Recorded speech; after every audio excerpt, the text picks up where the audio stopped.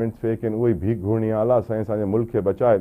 अली बुखारी साहब मेरे साथ मौजूद हैं फ्रॉम पाकिस्तान तहरीक इंसाफ। अली बुखारी साहब अस्सलाम वालेकुम, थैंक यू सर आपके कीमती वक्त के लिए। आपके रमज़ान बहुत बहुत मुबारक हो। उम्मीद करता हूँ कि आपके रोज़े अच्छे जा रहे हों।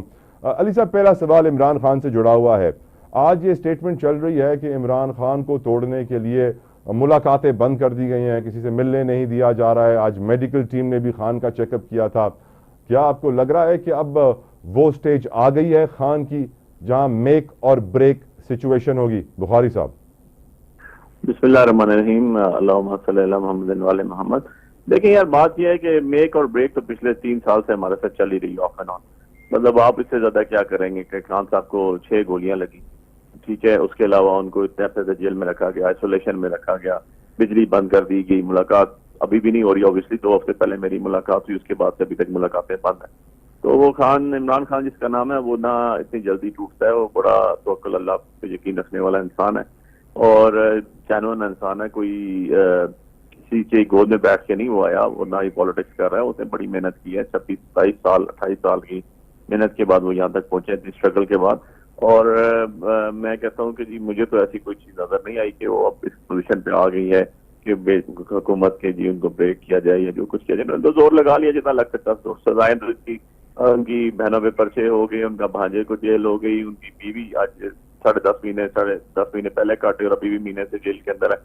तो सारी की सारा काम करने के बाद भी अभी अब अगर वो ये सोचते हैं कि जी ये इट्स टाइम फॉर ब्रेक और मेक, तो ये दे आर सैडली मिस्टेकन। ऐसे इतना नहीं और जो होता। डॉक्टर्स ने चेकअप किया बुखारी साहब आज, सॉरी, जो डॉक्टर्स ने आज चेकअप किया खान साहब का, तो वहां से रिपोर्ट सही आई सर? यार मैंने अभी तक रिपोर्ट गो थ्रू नहीं की। जब तक मैं गो थ्रू नहीं करूंगा तो मैं I am not in the position कि मैं आपको उसके बारे में भी कमेंट कर सकूं। बिल्कुल ठीक।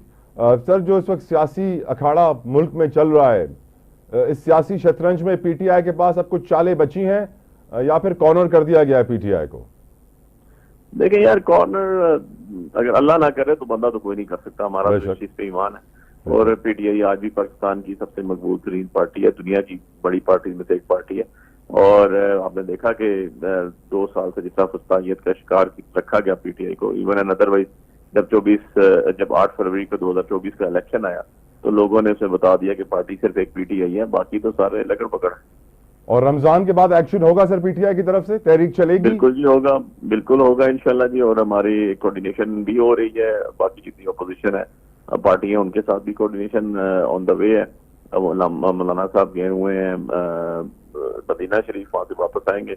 उनसे भी बाद पार्टी के लोगों से ही बात हो रही है। सुनिए ताज कौंसल के साहबजादा अहमद रजा साहब भी ऑनलाइन है, एंड सिमिलरली राजा नासिर साहब, जेडीए, अच्छा गई साहब, सारी अपोजिशन जमातें जितनी भी हैं वो इंशाल्लाह हमारे साथ खड़ी हैं। सर रमजान का मुबारक महीना शुरू हो गया है। वजीर आजम साहब हों, वजीर इत्तलात साहब हों, तारड़ साहब हो, सब यही कह रहे हैं कि इन्फ्लेशन 113 माह की कम तरीन सतह पर है और रमजान पैकेज भी कामयाब है।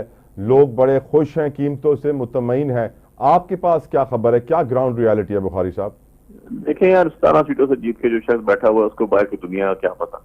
हारी हुई औरत अगर वज़ीर आला बना दी गई हो पंजाब की तो उसके 60% ऑफ पॉपुलेशन ऑफ पाकिस्तान, तो उसको क्या पता। उन्होंने तो यही कुछ कहना ना, क्योंकि ना उनका अवाम से तल्लक है, ना वो अवाम में जाते हैं, ना उनका अवाम के मसाइल से कोई लेना देना है। तो बात यह है कि मुझे तो उससे ना बताइएगा जिस दिन दाल सस्ती होगी, जिस दिन घी सस्ता होगा, जिस दिन ऑयल सस्ता होगा, जिस दिन बिजली सस्ती होगी, जिस दिन गैस सस्ती होगी और अवेलेबल भी होगी। तो ये सारी वो चीजें हैं जो आपकी रोटी पेट के साथ इसका तल्लक है, बाकी चीजें तो बाद में आ जाती हैं। तो इन्फ्लेशन 0 पे हो, बड़े कम हो, मुझे आपको, आपके कैमरामैन को, आपके बाकी लोगों को फर्क उस टाइम पता चलेगा जब उनकी चीजें उनकी इस्तात में पहुंचेंगी, खरीद होगी। चीनी किस तरह होगा, आटा किस तरह होगा, चावल किस तरह होंगे, जो आपकी बेसिक बुनियादी चीजें हैं, स्कूलों की फीसेस कैसे होंगी बच्चों की, पब्लिक ट्रांसपोर्ट का किराया कैसे होगा, ये सारी वो चीजें हैं जो बताती हैं कि आपका जो इन्फ्लेशन है उसका नीचे ग्राउंड पे क्या असर हो रहा है। जबकि ऐसी बात तो नहीं है। मैं आज ही देख रहा था एक चैनल के ऊपर के वज़ीर आज़म साहब लाहौर गए, उन्होंने बड़ा जाके वहां पर हाथ पाँव मारे कि जनाब ये रेट सही नहीं हो रहे और ये नहीं हो रहा, वो नहीं हो रहा। और आज रमजान, दूसरा रमजान शरीफ था, ठीक है, रमजान का दूसरा दिन था। सो बात यह है कि इनके तोले पले है कुछ नहीं, बड़ी सीधी सी बात है। तो देखना ये अब तो बिल्कुल साफ सुथरा ग्राउंड मिल गया, ना कोई हाई कोर्ट रही, ना कोई सुप्रीम कोर्ट रही। हर चीजों के ऊपर तो कहीं ना कहीं से कदगन लगा दी गई। इवन अदरवाइज ये अगर डिलीवर नहीं कर सक रहे तो ये जो कहते थे 40 साल से इक़्तिदार में बैठे हुए हैं और बहुत तजर्बाकार हैं और अस्तू हैं और अफलातून हैं और माहिर माशियात हैं और माहिर पता नहीं क्या है और हमें ये ताना दिए जाते थे कि आप लोग तो जी इनकम कैपेबल हैं।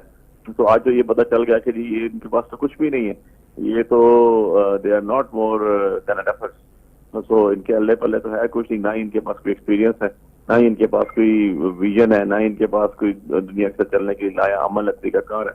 वो चीज तो है कोई नहीं। और उसका एक मुंह बोलता सबूत यह है कि आप देख लेंगे IMF की टीम पाकिस्तान में बैठी हुई है और उनसे ये गुफ्तगू शनीद कर रहे हैं और दूसरी साइड पे 27 मिनिस्टर्स को उन्होंने special assistant to prime minister और स्टेट मिनिस्टर और फेडरल मिनिस्टर जो है